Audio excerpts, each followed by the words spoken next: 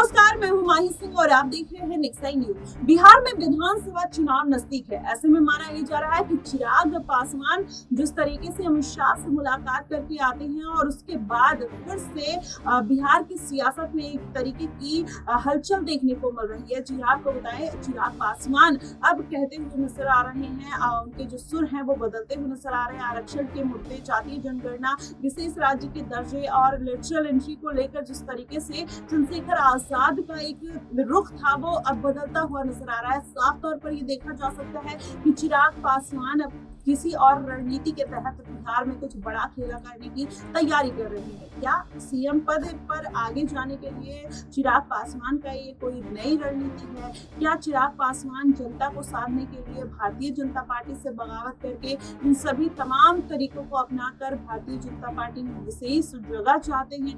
ये तमाम तरीके की बातें कहीं ना कहीं निकल कर आ रही है। लेकिन जब पशुपति पारस अमित शाह से और प्रिंस राज मुलाकात करती है, उसके बाद हलचल तेज हो जाती है कि भारतीय जनता पार्टी चिराग पासवान को दरकिनार कर देगी और फिर से जो खोई हुई सांप है, जो खोई हुई जगह है, वो पशुपति पारस भारतीय जनता पार्टी में पाने की कोशिश कर रहे हैं। ऐसे में अगर नीतीश कुमार की बात करें तो नीतीश कुमार भी इस बार 10वीं बार मुख्यमंत्री पद के दावेदार के तौर पर देखे जा रहे हैं। लगातार कहीं ना कहीं भारतीय जनता पार्टी के ऊपर तमाम तरीके की प्रेशर बनाते हुए नजर आए। लेकिन बीच में अगर देखा गया कि चिराग पासवान और नीतीश कुमार जिस तरीके से मीटिंग करते हुए नजर आए, जो 2020 में दोनों के बीच में अनबन देखने को मिली थी, वो अनबन खत्म होते हुए नजर आई। इससे ये भी कहा जाने लगा कि नीतीश कुमार जो है वो चिराग पासवान का जो नाम है सीएम पद के लिए आगे कर सकते हैं। क्या बिहार की राजनीति में इतना बड़ा खेला होने वाला है? वहीं तेजस्वी यादव की बात करें, तेजस्वी यादव भी लगातार 65% जो आरक्षण है उसको लेकर भी धरना प्रदर्शन करते हुए नजर आ रहे हैं, पदयात्रा रैलियां निकालने की कोशिश कर रहे हैं। तो आप देखिए किस तरीके से बिहार के समीकरण बनते बिगड़ते हुए नजर आ रहे हैं। वहीं पशुपति पारस जिस तरीके से 243 सीटों पर चुनाव लड़ने का ऐलान कर दिए,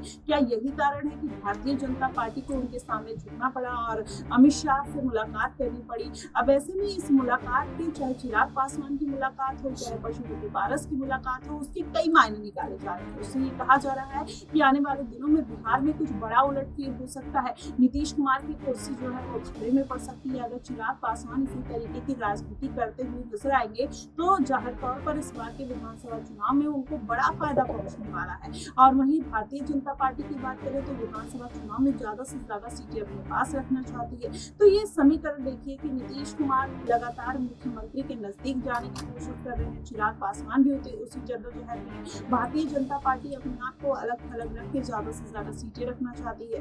वहीं चिराग पासवान भी सभी सीटों पर अपना कब्जा चाहते हैं। और वहीं अगर देखा जाए पशुपति पारस ने भी 243 सीटों पर चुनाव लड़ने का ऐलान कर दिया। तो ये कहीं ना कहीं जो खिचड़ी पकती हुई बिहार में नजर आ रही है, उससे लग रहा है कि कुछ बड़ा खेला हो सकता है। चिराग पासवान आने वाले दिनों में सीएम पद के दावेदार के तौर पर देखे जा सकते हैं और अन्य सीटें जो है उस पर भी अपनी पकड़ मजबूत करने के लिए इस तरीके के तमाम मुद्दों को उठा रहे हैं, जिसमें विशेष राज्य, जातीय जनगणना, आरक्षण का मुद्दा, लेटरल एंट्री का मुद्दा जो है वो कहीं ना कहीं इस बात की तरफ संकेत देते हैं कि चिराग पासवान कोई बड़ा खेल करने की कोशिश कर रहे थे। लेकिन अमित शाह की मुलाकात के बाद वो अटकलें थमने लग जाती है। देखना दिलचस्प होगा कि आखिरकार इस बार बिहार में चिराग पासवान किस तरीके से खेला करते हैं। क्या नीतीश कुमार की कुर्सी खतरे में है या चिराग पासवान इस बार सीएम पद के बड़े दावेदार के तौर पर देखे जाएंगे? फिलहाल आपको क्या कुछ लगता है, आप कमेंट बॉक्स में जरूर बताएगा। फिलहाल के लिए बस इतना ही। देश और दुनिया की तमाम खबरों के लिए हमारे साथ बने रहिएगा